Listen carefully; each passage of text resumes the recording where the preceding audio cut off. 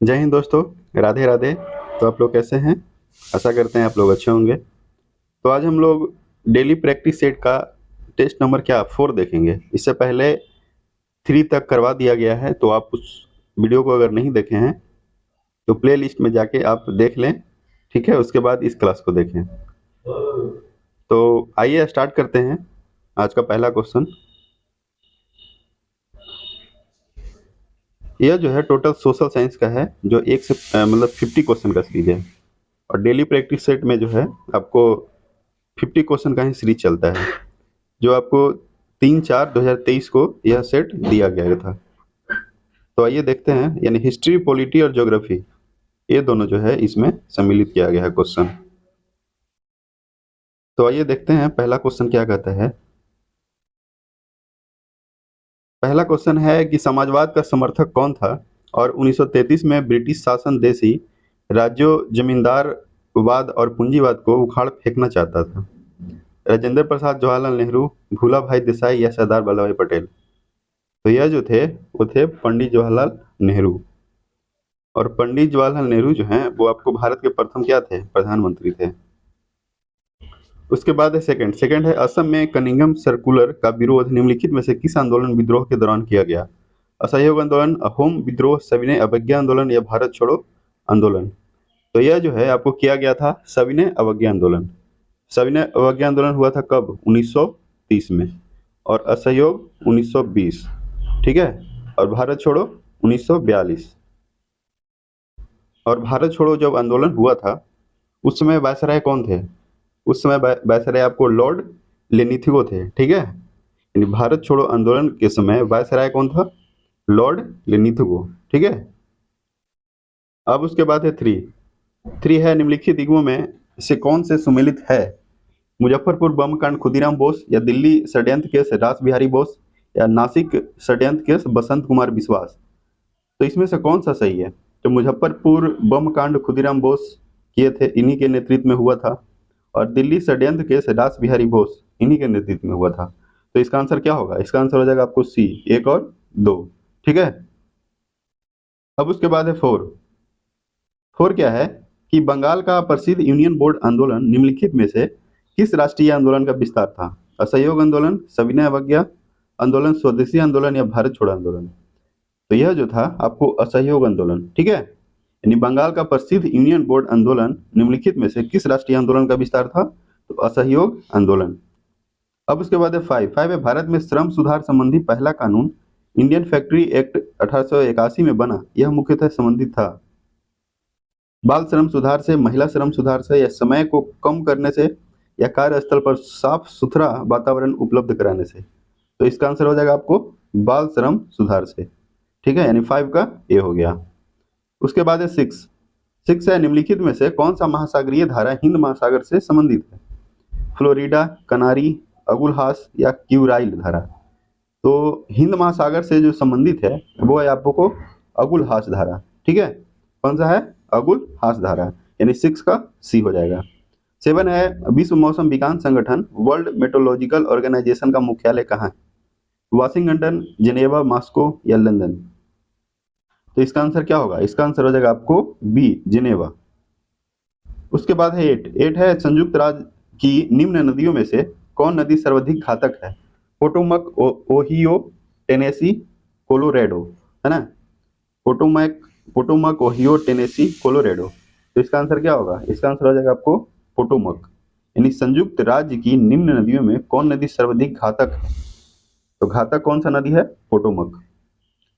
9 है, भारत के उत्तर प्रदेश, हरियाणा, पंजाब, राजस्थान और गुजरात राज्यों में लौह इस्पात उद्योग के न होने का प्रमुख कारण क्या है? जनसंख्या घनत्व, कच्चा माल, बाजार, परिवहन? तो इसका आंसर क्या होगा? कच्चा माल हो जाएगा। 10 है, राष्ट्रीय राजमार्ग विकास परियोजना के संदर्भ में कौन से कथन सही है? स्वर्णिम चतुर्भुज परियोजना की शुरुआत भारतीय राष्ट्रीय राजमार्ग प्राधिकरण के एक भाग के रूप में की गई थी, या उत्तर दक्षिण तथा पूर्व पश्चिम गलियारा परियोजना भारतीय राष्ट्रीय राजमार्ग प्राधिकरण के अधिकार क्षेत्र में नहीं है, या पूर्वी पश्चिमी गलियारे का उद्देश्य असम से गुजरात को जोड़ना है? तो इसका आंसर क्या हो जाएगा? इसका आंसर हो जाएगा आपको, इसका आंसर क्या होगा? ऑप्शन कहाँ है? हाँ, केवल 2 या 1 3 या 2 3 ए 1 2 3, है ना। तो इसका आंसर हो जाएगा आपको 1 और 3, यानी 1 और 3 इसका आंसर हो जाएगा, यानी बी। उसके बाद है 11। 11 है सरदार वल्लभ भाई पटेल के बारे में निम्नलिखित कथनों पर विचार कीजिए। ये संविधान सभा की मौलिक अधिकार अल्पसंख्यक तथा प्रांतीय मामलों की समितियों से संबंधित थे। सही है, यानी मौलिक अधिकार और अल्पसंख्यक तथा प्रांतीय मामलों की समिति से सरदार वल्लभ भाई पटेल संबंधित थे। ठीक है। और दूसरा है इन्होंने देशी रियासतों का भारत संघ में विलय करवाने में महत्वपूर्ण भूमिका निभाई। उसके बाद है ये स्वतंत्र भारत के पहले उप प्रधानमंत्री और पहले गृह मंत्री। हाँ, ये भी सही है, यानी इसका आंसर 1 और 3 होगा। तो 1 और 3 ऑप्शन में कौन सा है? 1 और 3, है ना। तो इसका आंसर हो जाएगा 1 और 3 नहीं, इसका इन्होंने देशी रियासतों का भारत संघ में विलय करवाने में महत्वपूर्ण, ये भी सही है, यानी इसका आंसर हो जाएगा आपको डी, 11 का डी। उसके बाद है 12। 12 क्या है कि भारत के संविधान के संदर्भ में सामाजिक आर्थिक राजनीतिक न्याय का उल्लेख निम्नलिखित में से किन उपबंधों में हुआ है?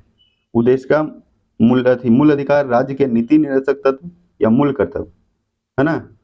तो इसका आंसर क्या हो जाएगा? इसका आंसर हो जाएगा आपको उद्देशिका और राज्य के नीति निर्देशक तत्व। तो डीपीएसपी यानी राज्य के नीति निर्देशक तत्व के बारे में, डीपीएसपी यानी नीति निर्देशक तत्व के बारे में कौन से कौन अनुच्छेद के बारे में है, यानी कहाँ से कहाँ तक अनुच्छेद के बारे में बताया गया है। तो यह जो है आपको 36 से 51 में क्या है, डीपीएसपी है, यानी direct principle to state policy, यानी राज्य के नीति निर्देशक तत्व। तो 12 का क्या आंसर हो जाएगा? 12 का हो जाएगा आपको बी। 13 है निम्नलिखित विद्वानों में से किसने भारत के संविधान को सीवन रहित जाल के रूप में अवधारित किया है? एम बी पायली, D D Basu, Granville Austin या सुभाष कश्यप। तो यह जो है आपको ग्रेनविल ऑस्टिन थे। ठीक है। अब उसके बाद है 14। 14 है यदि किसी कारणवश भारत के राष्ट्रपति का पद रिक्त हो जाए, यानी भारत के राष्ट्रपति का पद अगर खाली हो जाए और उपराष्ट्रपति का पद खाली हो, यानी उपराष्ट्रपति का पद भी खाली हो तथा सर्वोच्च न्यायालय के मुख्य न्यायाधीश की नियुक्ति न हुई हो, तो निम्नलिखित में से कौन राष्ट्रपति के पद पर नियुक्त होगा? ठीक है। प्रधानमंत्री, मुख्य निर्वाचन अधिकारी, लोकसभा अध्यक्ष या सर्वोच्च न्यायालय का अन्य न्यायाधीश। तो जब सीट खाली रहेगा राष्ट्रपति और उपराष्ट्रपति का, तो राष्ट्रपति के पद पर नियुक्त होगा वो है सर्वोच्च न्यायालय का अन्य न्यायाधीश। ठीक है, यानी 14 का डी हो जाएगा। अब लोग बताइए कि भारत के राष्ट्रपति जो हैं अभी कौन है और उपराष्ट्रपति कौन है और कितने नंबर के उप राष्ट्रपति बने हैं? तो यह जो है आपको भारत के राष्ट्रपति जो हैं द्रौपदी मुर्मू है। ठीक है, कौन है? द्रौपदी मुर्मू। और वह जो है आपको 15वें नंबर के बने हैं। और यह जो है आप उड़ीसा राज्य के रहने वाली हैं और संथाल जनजाति जो होता है ना, वो संथाल जनजाति से बिलोंग करती हैं। और उपराष्ट्रपति जो है वो है जगदीप धनखड़। ठीक है, तो 14 का क्या आंसर हो जाएगा? 14 का हो जाएगा आपको डी। अब उसके बाद है 15। 15 क्या है कि कथन ए भारत की न्यायपालिका दुनिया के सबसे अधिक प्रभावशाली न्यायपालिकों में से एक है। कारण आर है कि विधायिका का कोई कानून या कार्यपालिका की कोई कार्यवाही संविधान के खिलाफ है, तो न्यायपालिका केंद्र और राज्य स्तर पर ऐसे कानून या कार्यवाही को अमान्य घोषित कर सकती है। ठीक है, तो नीचे दिए गए कूट की सहायता से सही उत्तर का चुनाव कीजिए। तो इन दोनों में से कौन सही होगा, कौन गलत होगा, या दोनों सही होगा, या फिर इसका आंसर क्या हो सकता है? तो ए और आर दोनों सही है और आर ए को पुष्टि करता है, यानी ए और आर जो है दोनों आपको सही है और आर जो है ए को सही पुष्टि करता है। तो इसका आंसर क्या होगा? ए हो जाएगा। अब उसके बाद है 16। 16 है बैरम खां को इतिहास में महत्वपूर्ण माना जाता है क्योंकि उसने हुमायूं के 14 वर्ष तक फारस निर्वासन को समाप्त करने में सहायता की और सरहिंद के युद्ध में शेरशाह सूरी को परास्त किया। सही बात है, बैरम खां जो है आपको सरहिंद के युद्ध में शेरशाह सूरी को परास्त किया था हुमायूं के साथ मिलकर। ठीक है। अब उसके बाद है सेकंड ऑप्शन। सेकंड ऑप्शन है कि शुरुआती वर्षों में अकबर की देखभाल किया। ये भी सही है, शुरुआती वर्ष में अकबर का देखभाल यही किए थे जब हुमायूं का मृत्यु हुआ था। और तीसरा है अकबर के खिलाफ विद्रोह में जहांगीर की सहायता की। और चौथा है दीन इलाही का समर्थन किया। तो इसका जो आंसर होगा वो आपको हो जाएगा 1 और 2, यानी 16 का ए हो जाएगा। अब उसके बाद है 17 है, निम्नलिखित में से किस यात्री ने अपनी वृत्तांत में लिखा कि विजयनगर साम्राज्य रोम जैसा विशाल प्रतीत होता है? डोमिंगो पेस, निकोलो कोटी या अब्दुल अब्दुल रज्जाक या अफनासी निकीतन? तो इसका आंसर हो जाएगा आपको डोमिंगो पेस। यानी किस यात्री ने अपने वृत्तांत में लिखा कि विजयनगर साम्राज्य जो है रोम जैसा विशाल प्रतीत होगा? कौन लिखा था? Domingo Paes. 18 है, निम्नलिखित में से कौन सा सही सुमेलित नहीं है? शेख मुहिउद्दीन चिश्ती अजमेर या शेख बुरहानुद्दीन गरीब दौलताबाद या शेख मोहम्मद हुसैनी गुलबर्गा या शेख निजामुद्दीन औलिया मुल्तान? तो कौन सा सही सुमेलित नहीं है? तो सही सुमेलित कौन नहीं है? शेख निजामुद्दीन औलिया मुल्तान। ठीक है। 19 है, निम्नलिखित में से कौन सा कुतुबुद्दीन ऐबक के काल का स्थापत्य नहीं है? कुबत उल इस्लाम मस्जिद या कुतुब मीनार, अलाई दरवाजा या 2.5 दिन का झोपड़ा? तो कौन सा नहीं है? वो जो नहीं है आपको है अलाई दरवाजा। 20 है, बैजू बावरा, गोपाल नायक व मोहम्मद शाह जैसे संगीतकार किस सुल्तान के दरबार में थे? गयासुद्दीन तुगलक, बलबन, अलाउद्दीन खिलजी या सिकंदर लोदी? तो बैजू बावरा, गोपाल नायक, मोहम्मद शाह जो है आपको अलाउद्दीन खिलजी के दरबार में थे। अलाउद्दीन खिलजी आपको दिल्ली सल्तनत के क्या थे? सब शासक थे। ठीक है। अब उसके बाद है निम्नलिखित 21 है कि निम्नलिखित युग्मों पर विचार कीजिए। एक तरफ है पर्वत चोटी और दूसरे तरफ है अवस्थिति, यानी कहाँ स्थित है? कामेत, जास्कर, हरदेवल, गढ़वाल, चौखंबा, कुमायूं या मासरब्रूम, काराकोरम? तो कामेत जास्कर में अवस्थित है ना? तो कामेत जो है आपको जास्कर में अवस्थित है, सही है। और हरदेवल जो है गढ़वाल नहीं, चौखम्मा कुमायूं नहीं, मासरब्रूम काराकोरम, हाँ ये सही है। यानी 1 और 4 इसका आंसर हो जाएगा, यानी 21 का सी। 22 है, निम्नलिखित कथनों पर विचार कीजिए। दामोदर नदी हजारीबाग तथा रांची के पठार को अलग करती है। दूसरा है, दामोदर नदी बेसिन कोयला भंडार की दृष्टि से भारत का सर्वाधिक महत्वपूर्ण क्षेत्र है। तीसरा है, रांची पठार की चोटी पारसनाथ छोटा नागपुर पठार की सर्वोच्च चोटी है। तो इसका आंसर क्या होगा? इसका आंसर हो जाएगा आपको 1 और 2। यानी दामोदर नदी जो है हजारीबाग तथा रांची के पठार को अलग करता है और दामोदर नदी बेसिन कोयला भंडार की दृष्टि से भारत का सर्वाधिक महत्वपूर्ण क्षेत्र है। कोयला भंडार आपको सबसे ज्यादा कहाँ है? ये आपको है झारखंड में ही, जो आपको उत्पादन और भंडार नहीं, उत्पादन आपको छत्तीसगढ़ में मिलेगा और भंडारण जो है आपको झारखंड में ही है। ठीक है। 23 है, तीसरा ध्रुव से तात्पर्य है विकासशील देश, हिमालय और हिंदू कुश, न्यायपालिका या ग्रीनलैंड? तो 23 का क्या होगा? हिमालय और हिंदू कुश। यानी तीसरा ध्रुव से संबंधित है कौन? हिमालय और हिंदू कुश है। 24 है, सूची 1 सूची 2 से सुमेलित कीजिए एवं नीचे दिए गए कूट की सहायता से सही उत्तर का चयन कीजिए। सर्बिया जो है, सर्बिया की राजधानी साराजेवो, बोस्निया हर्जेगोविना का बेलग्रेड या स्लोवेनिया के जगरेब या क्रोएशिया के लुजुबलजाना? तो क्या है? सही उत्तर का चयन करें, है ना? तो इसका आंसर क्या होगा? इसका आंसर हो जाएगा आपको बी, यानी बोस्निया हर्जेवानिया जो है। देख लेते हैं इसका ऑप्शन क्या है। इसका जो है आपको 24 का क्या हो जाएगा? 24 का हो जाएगा आपको पहला का 2 हो जाएगा और दूसरा का फर्स्ट, तीसरा का 4 और चौथा का 3। यानी 24 का क्या है? 24 का हो जाएगा आपको बी। 24 का क्या होगा? बी हो जाएगा। 25 है कि निम्नलिखित में से कौन सी नदी जो है, नदियां भारत की पश्चिम की तरफ बहने वाली नदियां हैं? महानदी, कृष्णा, नर्मदा, कावेरी? तो भारत की पश्चिम की तरफ बहने वाली नदियां कौन है? महानदी, कृष्णा, नर्मदा, कावेरी? तो यह जो है आपको सिर्फ नर्मदा है। कौन है? नर्मदा, जो पश्चिम की ओर बहती है। बाकी जो है आपको महानदी, कृष्णा, कावेरी, ये आपको पूर्व की ओर बहती है। कौन सा? पूर्व की ओर। बस एक ही नदी है नर्मदा जो आपको पश्चिम की ओर बहती है। ठीक है। और नर्मदा और ताप्ती जो नदी है वो आपको डेल्टा बनाती है। क्या बनाती है? डेल्टा।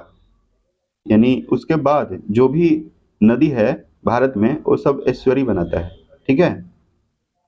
नहीं, नर्मदा और ताप्ती जो है आपको डेल्टा नहीं बनाती है। ये बनाती है एस्टोरी बनाती है, ठीक है। उसके बाद है 26। 26 है केंद्रीय मंत्रिपरिषद के संदर्भ में निम्नलिखित कथनों पर विचार कीजिए। पहला, यह सामूहिक रूप से राष्ट्रपति के प्रति उत्तरदायी होती है। दूसरा, यह सामूहिक रूप से लोकसभा के प्रति उत्तरदायी होती है। या तीसरा है प्रधानमंत्री के त्यागपत्र या मृत्यु से यह विघटित हो जाती है। तो इसका आंसर क्या होगा? इसका आंसर हो जाएगा आपको 2 और 3 यानी डी। 27 है निम्नलिखित कथनों पर विचार कीजिए। पहला, राष्ट्रपति संविधान संशोधन संबंधी विधेयक को अस्वीकार नहीं कर सकता है, परंतु विधेयक को संसद में पूर्ण विचार के लिए वापस भेज सकता है। दूसरा है, बिना राष्ट्रपति की संस्तुति के कर आरोपित करने वाला कोई धन विधेयक संसद में प्रस्तुत नहीं किया जाएगा। तो इसका आंसर क्या होगा? इसका आंसर हो जाएगा आपको ए, केवल ए, ठीक है। 28 है कि निम्नलिखित में से किसके द्वारा भारत के नियंत्रक एवं महालेखा परीक्षक के पद का सृजन किया गया था? पहला, संसदीय अधिनियम द्वारा, संविधान द्वारा, मंत्रिमंडल के संकल्प द्वारा, उपयुक्त में से कोई नहीं। तो 28 का क्या होगा? बी, संविधान द्वारा। 29 है भारतीय राज्यों में सबसे अधिक कष्ट गहनता पाई जाती है। यानी 29 का क्या होगा? पंजाब में, हरियाणा, पश्चिम बंगाल, बिहार। सबसे अधिक अधिकस्त गहनता पाई जाती है वो आपको है पंजाब में, ठीक है। 30 क्या है? 30 है संविधान निर्माताओं से संबंधित निम्नलिखित कथनों पर विचार कीजिए। पहला, संविधान सभा में ऐसे अनेक सदस्य थे जो कांग्रेसी नहीं थे। दूसरा है, संविधान सभा में समाज के अलग अलग समूहों का प्रतिनिधित्व था। तीसरा है, संविधान सभा के सदस्यों की विचारधारा एक समान थी, यानी विचारधारा जो है एक समान थी। 4 है, महात्मा गांधी ने संविधान निर्माण में महत्वपूर्ण भूमिका निभाई। 30 का क्या होगा? 30 का हो जाएगा आपको 1 और 2 यानी ए आंसर होगा। 31 है, ओलंपिक में प्रतिभाग करने के लिए भारतीय टीम को नियंत्रित करने वाली संस्था कौन है? AAFI, IOC, IOA, OCA। तो यह जो संस्था है वो है आपको IOA, ठीक है। कौन सा संस्था है? और यानी ओलंपिक में प्रतिभाग करने के लिए भारतीय टीम को नियंत्रित करने वाली जो इंस्टीट्यूट यानी संस्था है वो है IOA, ठीक है। 32 है, क्यों किस खेल से संबंधित है? Badminton, basketball, baseball, billiards. तो इसका आंसर क्या होगा? D, billiards. यानी क्यों जो है वो आपको बिलियर्ड्स खेल से संबंधित है। अब उसके बाद है 33। 33 है, फेडरेशन कप किस खेल से संबंधित है? पुरुष टेनिस, महिला टेनिस, फिर है पुरुष हॉकी, इनमें से कोई नहीं। तो 33 का क्या होगा? 33 का हो जाएगा आपको, यानी फेडरेशन कप जो है आपको न पुरुष है महिला से न पुरुष हॉकी से। तो इसका आंसर इनमें से कोई नहीं हो जाएगा, यानी 33 का डी। 34 है, 1975 के स्वर्ण पदक विजेता विश्व कप हॉकी के भारतीय टीम के कप्तान कौन थे? अमन सिंह, अजीत पाल सिंह, रूप सिंह या संदीप सिंह। 34 का क्या होगा? अजीत पाल सिंह, ठीक है। 35 है, भगवान शिव की प्रतिष्ठा में कितने ज्योतिर्लिंग स्थापित है? 6, 12, 24, 18। तो यह ज्योतिर्लिंग भगवान शिव की प्रतिष्ठा में कितना है ज्योतिर्लिंग स्थापित? वो है आपको 12 है, ठीक है। 36 है, सेल्यूकस जिसको अलेक्जेंडर द्वारा सिंध एवं अफगानिस्तान का प्रशासक नियुक्त किया गया था को किस भारतीय राजा ने हराया? समुद्रगुप्त, अशोक, बिंदुसार या चंद्रगुप्त। तो इसका आंसर हो जाएगा आपको चंद्रगुप्त। 37 है, ईस्ट इंडिया कंपनी के किस अंग्रेज गवर्नर और औरंगजेब द्वारा भारत से निष्कासित किया गया? Aungier, sir John Child, sir John Gayer या सर निकोलस वेट। तो यह जो है आपको आंसर हो जाएगा सर जॉन चाइल्ड। 38 है, अंग्रेजों के विरुद्ध भीलों द्वारा क्रांति प्रारंभ की गई थी मध्य प्रदेश एवं महाराष्ट्र में, मध्य प्रदेश एवं बिहार या बिहार एवं बंगाल या बंगाल एवं महाराष्ट्र। तो इसका आंसर हो जाएगा आपको मध्य प्रदेश एवं महाराष्ट्र। 39 है, बाल गंगाधर तिलक द्वारा राष्ट्रीयता को बढ़ावा देने हेतु अखबार निकाला जाता था। यानी बाल गंगाधर तिलक द्वारा राष्ट्रीयता को बढ़ावा देने हेतु अखबार निकाला जाता था। युगांतर, देशभक्ति, केसरी या क्रांति। तो इसका आंसर हो जाएगा आपको केसरी। 40 है, भारत एवं पाकिस्तान के मध्य घोषित प्रथम युद्ध लड़ा गया था 1962, 65, 66, 71। तो यह जो है आपको लड़ा गया था 1965 में। 41 है, अरावली एवं विंध्य श्रृंखलाओं के मध्य कौन सा पठार स्थित है? यानी अरावली एवं विंध्य कौन सा है? मालवा का पठार, छोटा नागपुर की पठार, दक्कन का पठार या प्रायद्वीपीय पठार, है ना? तो इसका आंसर हो जाएगा आपको मालवा का पठार है, यानी 41 का ए हो जाएगा। एक सींग वाला गेंडा निम्नलिखित प्रदेशों में पाया जाता है? अरुणाचल प्रदेश एवं त्रिपुरा, पश्चिम बंगाल एवं असम, अरुणाचल प्रदेश एवं असम या पश्चिम बंगाल एवं त्रिपुरा। तो इसका आंसर हो जाएगा आपको पश्चिम बंगाल एवं असम, यानी एक सींग वाला गेंडा जो है आपको पश्चिम बंगाल और असम में पाया जाता है।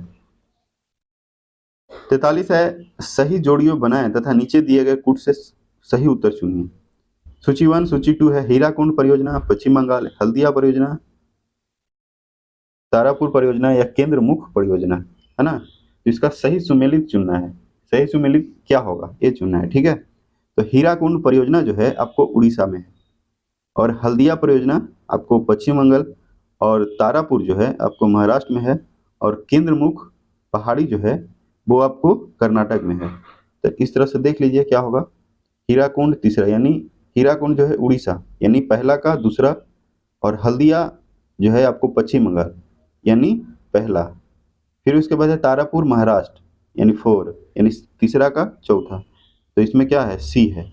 क्या है? ऑप्शन सी है, यानी इसका आंसर क्या हो जाएगा? सी हो जाएगा।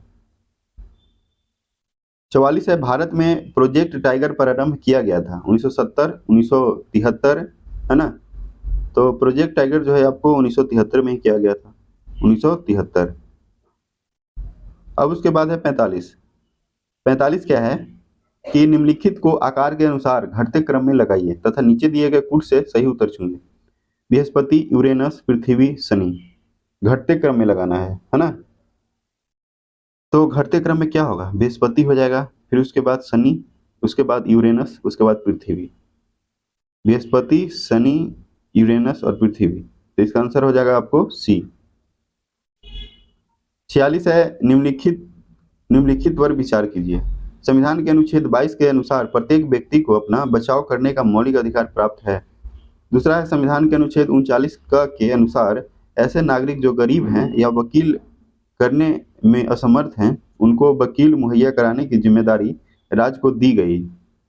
केवल एक, केवल दो, एक और दोनों, न तो एक और न ही दो। 46 का क्या होगा? 46 का हो जाएगा आपको सी, एक और दो। 47 है, निम्नलिखित युग्मों पर विचार कीजिए। पहला है राजेंद्र प्रसाद, चंपारण सत्याग्रह के प्रमुख भागीदार। फिर उसके बाद है सरोजिनी नायडू, कांग्रेस की प्रथम महिला अध्यक्ष। श्यामा प्रसाद मुखर्जी, भारतीय जनसंघ के संस्थापक। कौन सा सही है? इनमें से कौन सा सही है? तो जो सही है ना वो है आपको 1 और 3 सही है, यानी राजेंद्र प्रसाद चंपारण सत्याग्रह के प्रमुख भागीदार थे, और चंपारण सत्याग्रह आपको बिहार में ही हुआ था। तीसरा है श्यामा प्रसाद मुखर्जी, जो भारतीय जनसंघ के क्या थे? संस्थापक। 48 है, निम्नलिखित कथनों पर विचार कीजिए। प्रत्येक चुनाव से पूर्व मतदाता सूची को व्यवस्थित किया जाता है, वो जो है 5 वर्ष में मतदान सूची का पूर्ण नवीकरण किया जाता है। दूसरा है, 18 वर्ष की उम्र में प्रत्येक नागरिक को वोट डालने का अधिकार प्राप्त हो जाता है, जबकि विधानसभा के चुनाव में उम्मीदवार बनने के लिए न्यूनतम आयु 25 है ना? तो इसका आंसर हो जाएगा आपको दोनों सही है, यानी पर दोनों सही है, यानी 48 का सी हो जाएगा। 49 है, 61वें संविधान संशोधन अधिनियम द्वारा मतदान करने की आयु 21 वर्ष से घटाकर 18 वर्ष कर दी गई। किस प्रधानमंत्री के कार्यकाल में यह संशोधन हुआ था? तो क्या है? जवाहरलाल नेहरू, अटल बिहारी वाजपेयी, इंदिरा गांधी या राजीव गांधी? तो यह जो है आपको राजीव गांधी के टाइम में हुआ था। 50 है, आज का लास्ट क्वेश्चन, इस सेट का लास्ट क्वेश्चन है कि द्वितीय पिछड़ा जाति आयोग से संबंधित निम्नलिखित कथन पर विचार कीजिए, है ना? पहला है, 1979 में बीपी मंडल की अध्यक्षता में द्वितीय पिछड़ा जाति आयोग का गठन किया गया था, ठीक है? और दूसरा है, यानी 1979 में बीपी मंडल की अध्यक्षता में द्वितीय पिछड़ा जाति आयोग का गठन किया गया था, सही है। उसके बाद है, इस आयोग को सामाजिक एवं शैक्षणिक रूप से पिछड़े वर्ग की पहचान के लिए मापदंड तय करने व उनका पिछड़ापन दूर करने के उपाय सुझाने का जिम्मा दिया गया, ये भी सही है।